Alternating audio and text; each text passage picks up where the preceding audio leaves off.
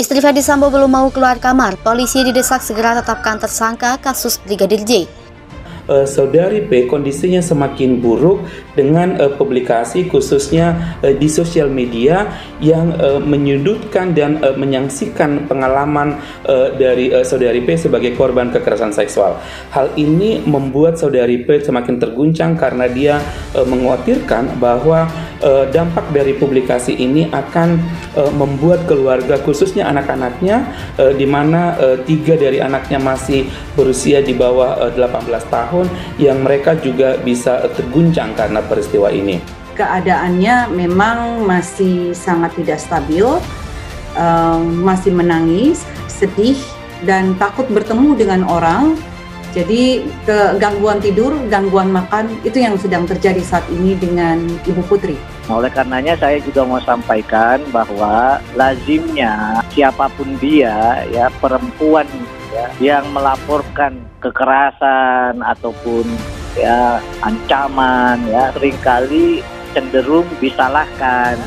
Kenapa? Ini nggak hanya di Indonesia. Jadi yang pasti ya setiap perempuan yang telah mengalami pelecehan, kekerasan atau pencabulan ya tentu saja pasti mengalami trauma begitu. Nah, lebih dalamnya tentunya kami membutuhkan proses juga termasuk untuk berdialog dengan pihak pelapor dan korban, dan ini belum bisa dilakukan karena kondisinya korban, dan karena Komnas Perempuan itu bekerja dengan prinsip-prinsip yang menghormati korban, tentunya kita tidak bisa memaksakan untuk pertemuan tersebut. Itu tentu saja berdasarkan hukum acara tetap harus dilakukan penyelidikan.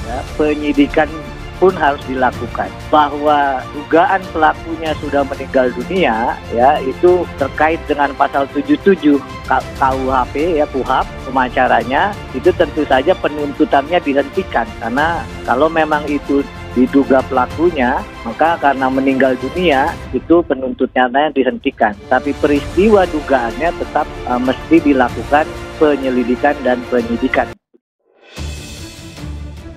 Istri Irjen Pol Ferdi Sambo, Putri Chandrawati, masih dalam kondisi syok atau trauma dengan peristiwa yang menimpanya Jumat 8 Juli lalu. Kondisi terakhir Putri Chandrawati itu diungkapkan pengacaranya Arman Hanis. Ditambahkan Arman, Putri Chandrawati kemungkinan tidak bisa mengikuti perkembangan yang terjadi karena dari hasil konsultasi kondisi keadaannya belum benar-benar pulih. Selama ini, publik selalu mempertanyakan kondisi dan mana Putri Chandrawati berada. Itulah sebabnya muncul pertanyaan apakah dia siap jika dimintai keterangan kembali oleh Komnas HAM maupun dari pihak lainnya. Arman menegaskan jika ada yang ingin menemui kliennya harus dilakukan dengan konsultan. Lalu apa tanggapan pihak kuasa hukum terkait progres yang terjadi saat ini? Salah satunya hasil CCTV yang telah dijelaskan oleh Komnas HAM bahwa Irjen Pol Ferdi Sambo yang diketahui tidak melakukan PCR di luar rumah. Dalam kesempatan tersebut, Arman Hanis selaku kuasa hukum dari Putri Chandrawati menyampaikan turut berduka cita atas meninggalnya saudara Brigadir J. Disinggung perihal kuasa hukum, Putri Chandrawati keberatan dengan pemakaman Brigadir J yang menggunakan upacara kedinasan. Arman Hanis menegaskan pihaknya tidak keberatan, tetapi hanya menyayangkan itu dilakukan. Sebab dalam satu sisi Brigadir J merupakan terlapor dari kliennya dalam dugaan tindak pidana kekerasan seksual sebagaimana yang dimaksud dalam pasal 289 KUHP dan pasal 335 KUHP, yaitu perencanaan. Martin Lucas Simanjuntak, salah satu tim kuasa hukum keluarga almarhum Brigadir Nofriansah Yosua Huta Barat, mendorong Polri segera menetapkan tersangka atas kematian Brigadir J. Sebab hingga Kamis 28 Juni hari ini tidak ada satu tersangka pun dari peristiwa yang disorot publik sejak penembakan Brigadir J Jumat 8 Juli lalu. Padahal polisi menyebut Baradae adalah pelaku penembak Brigadir J. Dengan penetapan tersangka, sambung Martin, ada titik terang dari kasus penembakan itu apalagi sudah dinaikkan ke penyidikan. Sejumlah pihak termasuk Irjen Pol Ferdi Sambo telah dinonaktifkan, prarekonstruksi hingga otopsi ulang sudah dilaksanakan. Bahkan Komnas HAM sudah membenarkan beberapa kejanggalan yang ada. Jenazah Brigadir J alias Nofriansah Yosua Huta Barat telah dilakukan otopsi ulang di Rumah Sakit Sungai Bahar Jambi. Proses yang dilakukan tim dokter forensik itu dilaksanakan pada Rabu 27 Juli 2022 kemarin.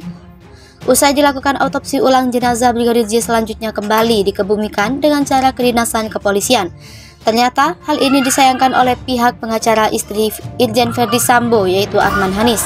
Pasalnya, Brigadir J merupakan seorang terlapor atas kasus dugaan tindak pidana pelecehan seksual serta pengancaman. Namun, kuasa hukum keluarga Brigadir J, Johnson Panjaitan, mengatakan proses pemakaman secara kedinasan terhadap almarhum itu sudah menjadi keputusan kepolisian. Menurutnya, terkait dengan tuduhan yang menimpa kliennya itu disebutkan hanya sebagai persepsi saja, karena hal itu belum bisa dibuktikan secara hukum. Johnson memastikan Brigadir J saat ini masih sebagai anggota Korps Bayangkara, sehingga pemakaman terhadap Brigadir J dilakukan secara kedinasan. Otopsi ulang jenazah Brigadir J sebelumnya tim dokter forensik telah selesai melaksanakan otopsi ulang terhadap jenazah Brigadir J alias Yosua di Jambi. Almarhum kemudian dikebumikan lewat upacara kepolisian sesuai dengan permintaan pihak keluarga. Tim kuasa hukum Irjen Verdi Sambo, Ahmad Hanis, menyayangkan proses pemakaman secara kedinasan itu dilakukan, sebab Brigadir J merupakan terlapor kasus dugaan tindak pidana kekerasan seksual. Dia menyinggung isi Perkop nomor 16 tahun 2014 bahwa upacara pemakaman jenazah sebagaimana kedinasan polisi, sebagaimana dimaksud dalam pasal 4 huruf I, merupakan perwujudan penghormatan dan penghargaan terakhir dari bangsa dan negara terhadap pegawai negeri pada Polri yang gugur, tewas atau meninggal dunia biasa, bukan karena perbuatan yang tercela. Irjen Napoleon Bonaparte turut buka suara perihal kasus yang menimpa Nofriansah Yosua Huta Barat alias Brigadir J yang tewas di rumah dinas Kadif Propam Polri nonaktif Irjen Verdi Sambo. Dia pun berharap kepolisian mampu mengungkap fakta sejelas-jelasnya atas peristiwa tersebut. Jenderal Bintang 2 itu juga menyinggung soal slogan presisi Polri. Slogan itu, sambung dia, harus dibuktikan demi menjaga marwah kepolisian. Tak hanya itu, dia juga mendesak pihak yang sudah berbuat salah atas kematian Brigadir J tidak bersembunyi. Dia berharap agar pihak yang berada di balik kematian Brigadir J mengungkap fakta yang sebenarnya. Diketahui insiden baku tembak terjadi di rumah dinas Kadif Propam Polri Irjen Pol Verdi Sambo, Kompleks Polri Duren 3, Jakarta Selatan, Jumat 8 Juli 2022 sekitar pukul 17.00 WIB. Menurut keterangan polisi, peristiwa berawal saat Brigadir Nofriansah Yosua Huta Barat alias Brigadir J masuk ke kamar pribadi istri Kadif Propam Polri Irjen Verdi Sambo. Diduga Brigadir J melakukan pelecehan dan menodong istri Irjen Verdi Sambo dengan menggunakan senjata. Saat itu, kata Budi, istri Irjen terbangun dan hendak berteriak meminta pertolongan. Saat itu istri Verdi Sambo berteriak. Brigadir J pun panik karena mendengar suara langkah orang berjalan yang diketahui merupakan Baradae. Baru separuh menuruni tangga, Baradae melihat sosok Brigadir J keluar dari kamar. Baradae kemudian bertanya kepada Brigadir J terkait teriakan tersebut. Bukannya menjawab, Brigadir J malah melepaskan tembakan ke arah Baradae. Hingga akhirnya 5 tembakan yang dilepaskan bersarang di tubuh Yosua. Singkat cerita, Brigadir J pun tewas diterjang peluru yang dilesatkan Baradae.